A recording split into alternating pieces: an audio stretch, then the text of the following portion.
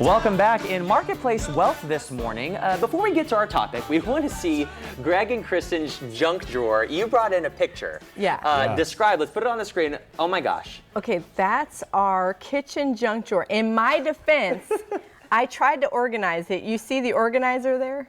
Yes, but I no see one it. follows the It's rule. organized junk. Yeah. It's organized junk. But I have to say, that is one of the neatest, cleanest junk drawers I've seen. I think I had like gum in mine. This one actually looks like just an organized drawer that maybe someone grabbed a couple things out of. And you mentioned like your kids put stuff in there too? Oh yeah, my kids throw everything in there. They put stuff in the wrong spot. There's random Legos. Toys that are supposed to go up in their rooms. yeah. It's easy to just stuff it in And the drawer. now the 3-year-old can reach in it. So the other day he grabbed some scissors out of it. So I need to get the scissors out of there, yeah. Oh, that's awesome. Yeah. Well, you know, on the opposite end of junk, something you don't want to throw in the junk drawer is your investments towards your retirement. That's right. And you guys have some really cool rules of thumb, or rule of thumbs, whichever way you want to do it, with numbers. And I love this because this is something people can apply at home. Yes. Start it. The first one is 100, is it? Yes, so the rule of 100 is simple. You take 100 and subtract your age, and that's about the amount of risk you should be exposed to. Now describe like risk, percentage-wise? Yes, percentage-wise. So say if you're 65, then you want to maybe have about 35% of your portfolio at risk. So right off the bat, Yes. subtract your age from 100, and the remainder is your percentage. And That's of course, there's deviations to that, right. To that rule. That's just the basic, That's though. the basic. It That's is, right. Rule of depending thumb. Right, depending on if you need income, things like that, and there's certain rules that we use just for that. But that gives people a general idea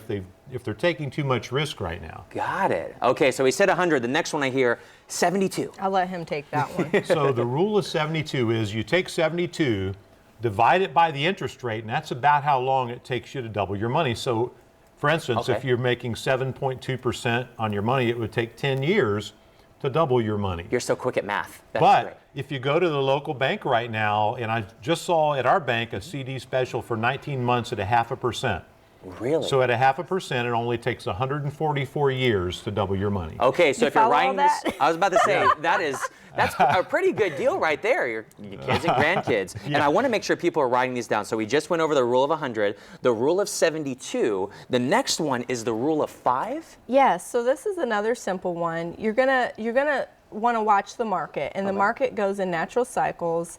And about every 5 years is when you're going to see a bear. So if you've paid attention to the markets lately, we've been about 7 years where we've had this upswing, and now we're seeing some dips and some ebb and flows happening. Right. And so you want to think about that when you're thinking about risk again, going Okay. back to that risk side. So how much risk do you have in your overall portfolio, and where are we at in the normal market cycle? Got it. And how does the Okay. 5 play? Because is Every 5 years. Every 5 years. It's a Okay. cycle, and that's one of the reasons we tell people that the red zone for retirement starts about 5 years out, because you don't want to be preparing for retirement and see your portfolio drop, Right. and then you have to wait and put off your retirement because you've Another lost 5 too years. much. Right. You know, that's kind of a And then it downer. becomes the dreaded rule of 10. Yeah, that's right. Okay, so we got the 100, we got the rule of 72, we got the rule at 5 for you at home. Now there's the 4% rule.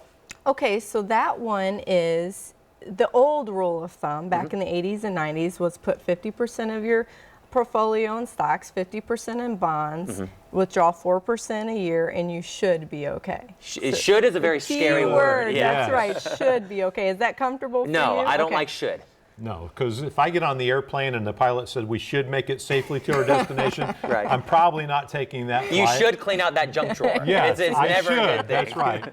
But the big thing is when you retire, most people don't want to go back to work. So we want to have a ironclad plan that says I'm not going to run out of income during my lifetime, or if I'm married, the lifetime of my spouse That's as well. big.